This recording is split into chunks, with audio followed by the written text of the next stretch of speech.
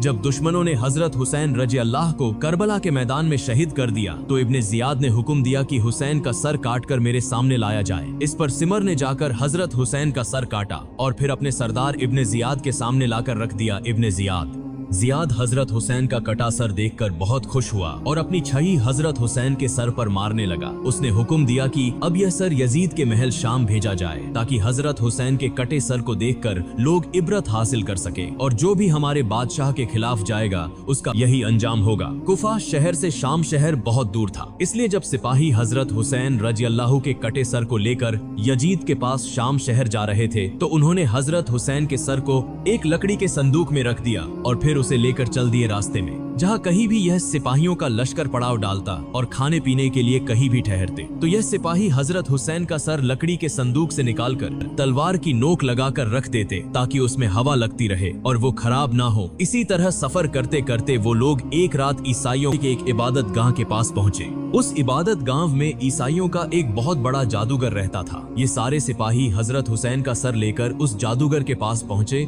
और कहने लगे कि हम मुसाफिर हैं, इसलिए आपकी इबादत गाह में रात गुजारना चाहते हैं, आप हमें इजाजत दे। जादूगर ने इजाजत दे दी। सिपाहियों ने वह लकड़ी का संदूक एक कमरे में रख दिया और लेट कर सो गए। आधी रात गुजर चुकी थी और वह जादूगर बैठा कुछ जादू कर रहा था कि तभी उसे आसमान की तरफ से एक रोशनी नजर आई और वह रोशनी इबादत गाह की तरफ बढ़ रही थी और फिर वह रोशनी उस कमरे के अंदर जाने लगी जिसमें हजरत हुसैन का सर रखा हुआ था। यह देखकर वह जादूगर बहुत हैरान हुआ और समझ गया कि लकड़ी के संदूक में जरूर कोई ऐसी चीज है जो यह सिपाही मुझसे छिपा रहे हैं। जादूगर ने रात में ही सिपाहियों के सरदार को जगाकर पूछा कि मुझे बताओ लकड़ी के संदूक में क्या रखा है, क्योंकि मैंने अभी आसमान से एक रोशनी उतरती देखी है जो इस संदूक वाले कमरे में गई है। तुम मुझे सच सच बताओ कि इस संदूक में क्या है। सरदार बोला, हजरत हुसैन का सर है। हमने अपने सरदार इब्ने जियाद के हुक्म पर हुसैन का सर काटा और उसे इस संदूक में रखकर यजीद बादशाह के पास ले जा रहे हैं। यह सुनकर उस जादूगर ने कहा कि अरे जालिमों, तुम्हें शर्म नहीं आई कि तुम अपने नबी के घर वालों को कत्ल कर रहे हो।